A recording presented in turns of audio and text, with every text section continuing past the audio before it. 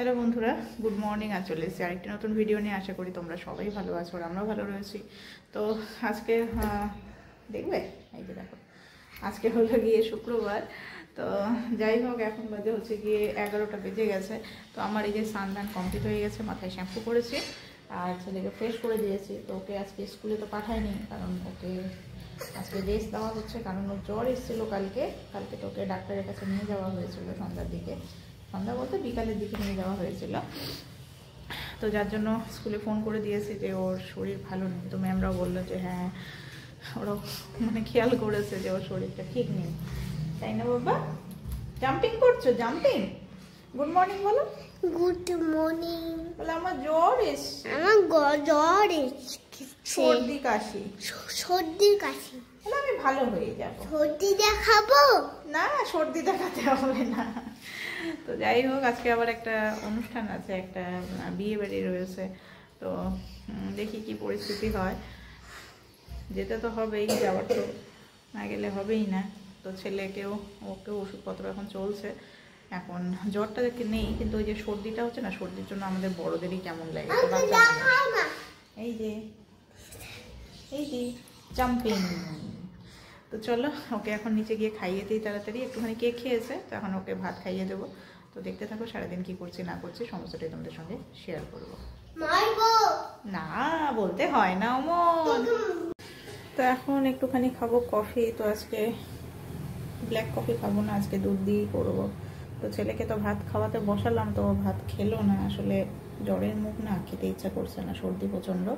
তো এখন ওই যে ওর জন্য ব্রেড আনতে গেল, ব্রেড আর জ্যাম। দেখি ওটাই ওকে দেই, ব্রেড খাবে বলে। তো দাদার সাথে গেল দোকানে। যাই হোক, এই ফাঁকে আমি একটুখানি কফিটা বানিয়ে নিই। তো আমার এই যে কফি হয়ে গেছে, রেডি। তো চলো খাই, আর একটু বিস্কিট দিয়ে খাবো। তো যাই হোক, এই যে ছেলের জন্য ব্রেড দিয়ে জ্যাম বানিয়েছি, তার সাথে এই যে আমিও এখন একটুখানি খাবো। চলো, ছেলেও খাচ্ছে, আমি একটুখানি খাই, সবাই খাচ্ছি আসলে, খালি আমি আর ও না। আমরা চারজন আছে, চারজনই খেয়ে নিচ্ছে। তো চলো খেয়ে নিই। তো এখন এই যে পালং শাকটা আমি রান্না করছি দুপুরের জন্য, মাছের মাথা দিয়ে। রান্না হয়েই গেছে, তো এটার আর রান্নাটা দেখালাম না, তাড়াহুড়োর মধ্যে রান্না। তো এটা রেসিপি আমি আগেও শেয়ার করেছিলাম। আর এদিকে এই যে ডিম অমলেট করে নেবো, এখন ফেটিয়ে রেখেছি। কাঁচা লঙ্কা দিলাম না, কারণ তরকারিটা আমি একটু ঝাল ঝাল করে করছি। তো কড়াতেই আজকে ডিম অমলেট করবো, তাড়াহুড়ো তো, যার জন্য।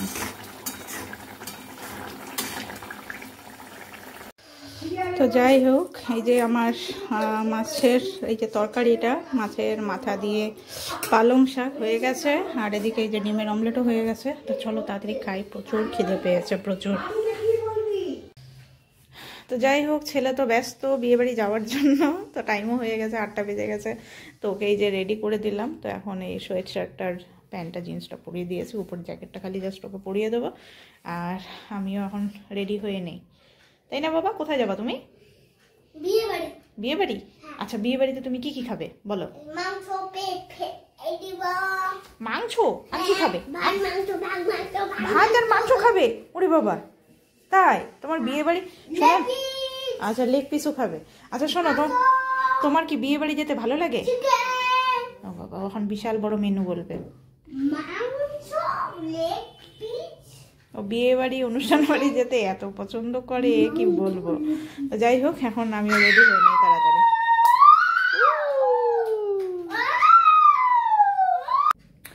তো আমিও এই যে ফাইনালি রেডি হয়ে গেলাম। তো আজকে এই আমার ইয়েলো কালারের এই গাউনটা পরেছি। তো এটা অনেকদিন হয়েছে, এর আগের বছর পরেছিলাম মানে 2 দিন, মানে কেনার পর আমি 2বার খালি জাস্ট পরেছি, তারপরে আর পরাই হয়নি। তো যাই হোক, এটার সাথে এটা পরছি, এই যে এই সোয়েটারটা, কারণ সোয়েটার ছাড়া হবে না, কারণ বাইরে আজকে প্রচুর ঠান্ডা পড়েছে, প্রচুর ঠান্ডা পড়েছে আজকে। তো যাই হোক, চলো যাই বিয়ে বাড়িতে, আর ওখানকার ভিডিও চেষ্টা করব তোমাদের সঙ্গে শেয়ার করার, এই হচ্ছে ব্যাপার। তো চলো বেরোই। তো আমরা চলে এসেছি বিয়ের অনুষ্ঠানে। তো এখান থেকে ভয়েস ওভার দিচ্ছি, কারণ এখানে গান বাজনা হচ্ছে, আর যে গানগুলো হচ্ছে না, বেশ ভালো গান হচ্ছে, নেপালি গান হচ্ছে, দারুণ লাগছে। তো যাই হোক, আমাকে ভয়েস ওভার তো দিতেই হবে, নাহলে কপিরাইট হয়ে যাবে। তো ছেলেও খুব এনজয় করছে, আর তোমরাও দেখো, তোমাদের সঙ্গেও কিছু কিছু শেয়ার করব।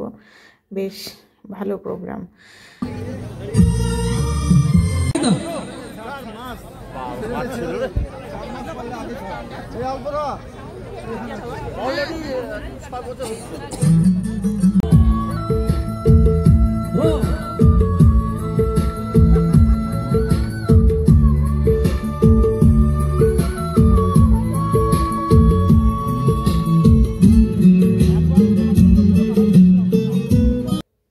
আমি এখন চলে এসেছি হচ্ছে এই ককটেল কাউন্টারে। তো আমি বললাম যে আমার জন্য একটা মজিটো বানিয়ে দিতে।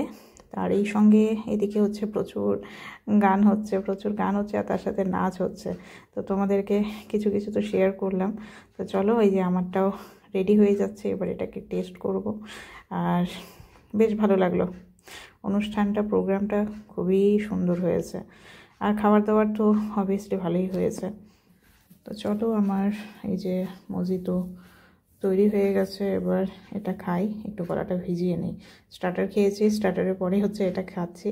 তো খেয়ে দিয়ে তারপরে ছেলেকে খাওয়াবো, নেক্সট হচ্ছে আমি খাওয়া দাওয়া করব। তো ছেলে কি হচ্ছে আগে মেনলি খাওয়া দাওয়া করে। তো আমরা তো বিয়েতে এসেছি, তো আছি হচ্ছে সিনক্লিয়ার্সে। তো এখানে এত বেশি পরিমাণে নয়েজ হচ্ছে, নয়েজ বলতে হচ্ছে এত গান বাজনা হচ্ছে, এত কপিরাইটের একটা সম্ভাবনা রয়েছে। তো যার জন্য আমি এখন হচ্ছে খাওয়া দাওয়া জাস্ট আমাদের কমপ্লিট হলো। তো খাওয়ার ওখানে আর সেইভাবে ভিডিও করিনি। তো এই যে এখানে আসলাম, এখানে একটি ফুল এরিয়া রয়েছে, বেশ সুন্দর লাগছে এখানে, দেখো তোমরাও দেখো। তো আমি এই রিসর্টটি টাইপেরই, তো এটা আমি আজকেই ফার্স্ট টাইম এসেছি। তো বেশ সুন্দর লাগছে এখানকার পরিবেশটা। তো এটা হচ্ছে যেখানে অনুষ্ঠানটা হচ্ছে তার পেছন দিকটা, মানে ব্যাক সাইড।